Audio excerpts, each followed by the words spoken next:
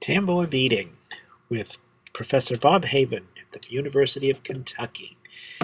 Tambour beading is the centerpiece of French couture embroidery and has lots of applications, from flower motifs to masks to even the most detailed beaded paintings, as it were, as this one is created with sequins and beads and threads. So let's look at how the technique works. It's all based on a Luneville hook, which is a very sharp pointed modified crochet hook. And it starts by setting a thread at the beginning of a line of stitching, and with each stitch you place a bead or a sequin in place. It's really not terribly difficult, but it takes a lot of coordination to plunge the needle, push the bead up, catch the thread, wrap it around the needle, turn the needle in that same direction, and pull the stitch up. That locks it onto the fabric. You're making a chain stitch. But there's a lot of fine mechanics involved here to making it happen. You have to know which end, where the front of that hook is, which is in line with the set screw on the handle. You have to push against the back side of it as it comes up so that it doesn't snag the fabric or split the thread.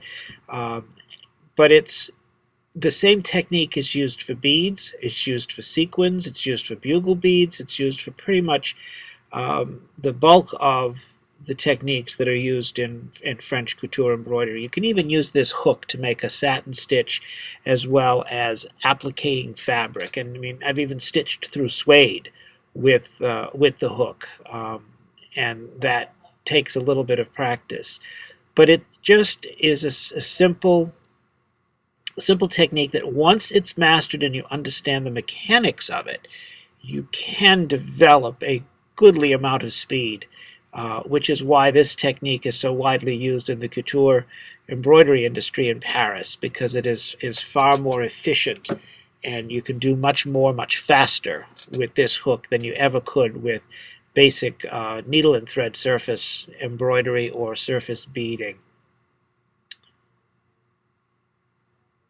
It's a simple stitch, plunge, wrap, turn, and lift.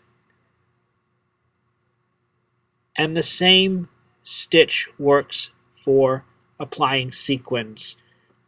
You have the width of the sequin to use as a guide, so you just push the needle down at the edge of the sequin, make the stitch to hold it in place, push another sequin up in place, and repeat the stitching, making sure you've only got one sequin. Occasionally they do stick together, so you have to be able to feel when there's more than one sequin there. These are 6mm cup sequins that are really easy to start with because they're big, you can see them, and they are tend to be not as sticky together as the smaller 2 and 3mm flat sequins. But the stitch technique is identical. The needle is turned in the direction you're stitching, wrapped, turned around, and brought up again. It's a 180-degree turn that the needle makes at every single stitch. Stitch after stitch after stitch. And it's a remarkable little tool that has a multitude of uses for a variety of stitching techniques. This piece represents all of the stitching techniques taught at Lesage in Paris, over 150 hours of class time. And here we see some pieces that are in process. The petals of the pansy will be made separately and then applied to the base petals, which are on the back of the fabric here.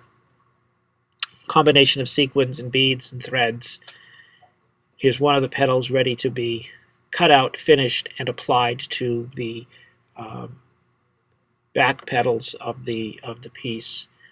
Close-up showing the combination of sequins, beads, bugle beads, seed beads, and chenille threads as well. The 3 extra petals before they were applied to the final project, putting them together to see how they will fit. And then the final piece ready for finishing and turning into a purse. For more information, you can certainly contact Bob Haven at the University of Kentucky, and my email address is rwhave2@uky.edu. Or I would encourage you and invite you to visit this website where you can see other works of French tambour embroidery.